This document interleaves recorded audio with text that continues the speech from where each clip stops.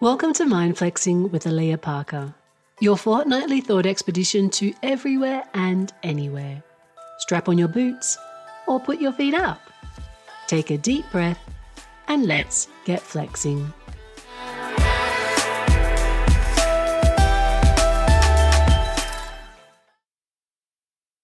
The Moon Race. Round 2 has begun. It's been 56 years since humans first walked the silvery rock of the moon, hatching from our earthly bounds to stand on the surface of a heavenly body. How remarkable an achievement! How fantastical! And yet, not in my entire lifetime have I witnessed such a feat. Over 3 years, 6 Apollo missions staked the stars and stripes on the moon, and then it all stopped. The moon was full and golden this past weekend, its light breaking through the window to drag me outside. In the darkness of my little valley, where the town lights cannot reach, each full moon awakes a spectral world of silvery shapes and moon shadows, so vivid one can walk around as if it were day. I watched the moon weave between the naked branches of winter as it tangoed with the earth, its gravitas forever pushing and pulling the ocean into a throbbing, beating heart. I squinted my eyes and tried to make out its features through its dazzling brilliance. The sea of tranquility, the ocean of storms, the lunar highlands, places in its mid to upper regions where humans have walked before. From these places, my eyes travelled down some 1,800 kilometres to the moon's south pole, and paused. It is here, within 2 short years, if all goes to plan, that humans will once again touch the moon and shuffle through the moon dust in their space boots. Then, in a few short more, they will build a moon base, a gateway to Mars and beyond, a collection of modular bits and bobs imperceptible from Earth. There is ice frozen in the shadowy craters of the south, water, a source for hydrogen rocket fuel, and there are minerals. Who will get to them first?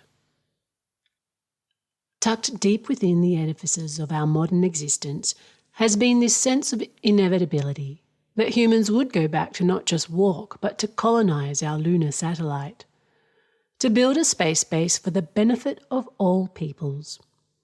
The United Nations Outer Space Treaty insists on things like that space exploration be for peaceful purposes, that it cannot be claimed or owned, that it is the province of all mankind, and that all stations, installations, equipment and space vehicles on the moon and other celestial bodies shall be open to representatives of other states parties to the treaty on a basis of reciprocity. Imagine that, the whole world sharing. It's an idyllic sentiment, I'll give it that. Since 1967, 117 countries have ratified the Outer Space Treaty, including the US, Russia, and China. It's a number that has grown by the year as space becomes crucial to the current wave of economic, military, and communications development.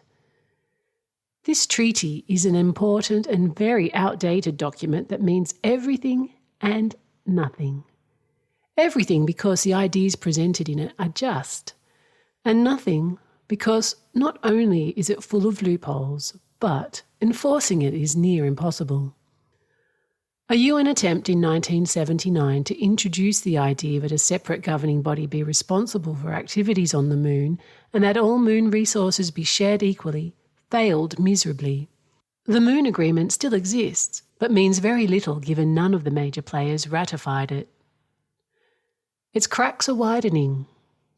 There are 2 separate planned bases on the moon, the US-led Artemis Base Camp and the China-led International Lunar Research Station, or ILRS, which has the assistance of Russia's Roscosmos. Both bases are supposedly for the good of mankind, and both have very similar goals. Yet the 2 groups are not, and do not, intend to work together. Separately, they are growing their list of signatories to their own almost identical accords, splitting the world of space development in 2. In 2011, the US passed a bill barring NASA from working with China on the basis of national security, and probably with good reason. So it was never going to be likely that China would come begging to join Artemis, and with Russia by its side, it didn't have to. The move effectively barred China from using the International Space Station and led China to build its own, the Tiangong Space Station, completed in 2022 and continually inhabited by taikonauts. Both the US and China pitch their moon projects as having the higher moral ground.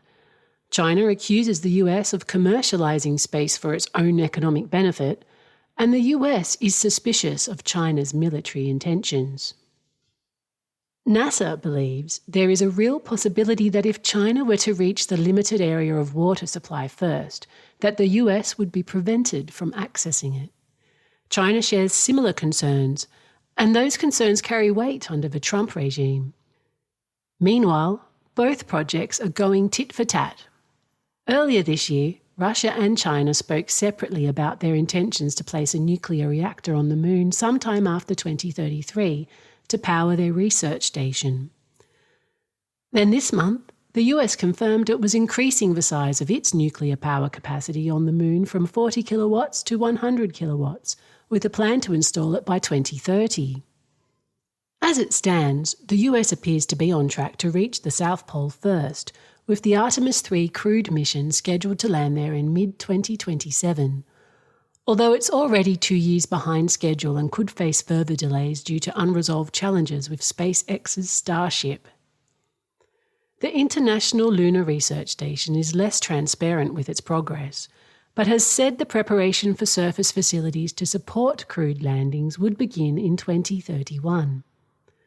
Nevertheless, China's uncanny ability to execute projects at breakneck speed is keeping the US on its toes. The space race has well and truly restarted. How open to reciprocity will our contestants be? Will their endeavours be for the benefit of all peoples, or just some? And where in the UN treaty does our commercial sector fit? Our Elon Musks and Jeff Bezoses, our Lockheed Martins and Rocket Labs? A record $613 billion was invested in the global space economy in 2024, and 78% of this was from the commercial sector. Space activity is storming ahead.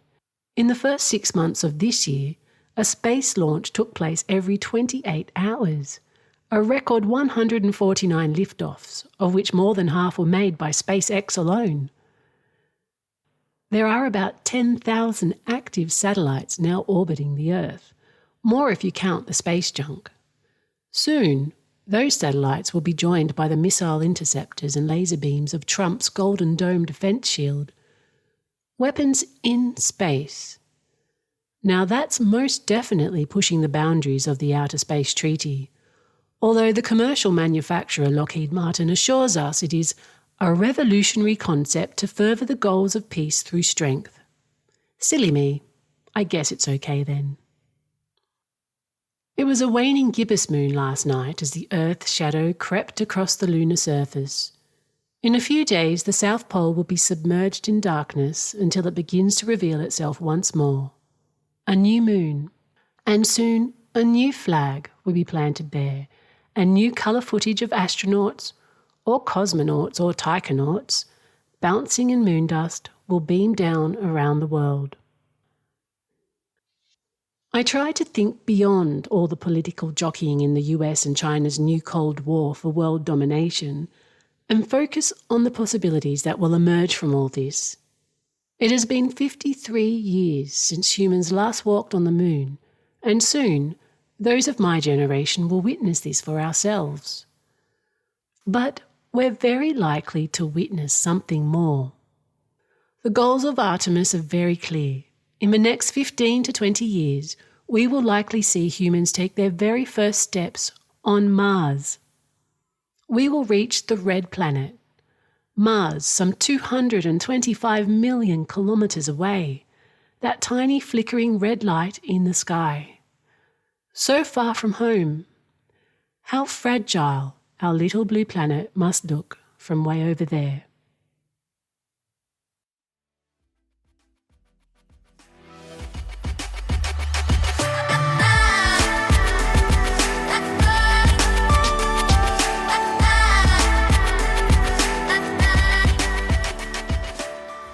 Thank you for mind flexing with me.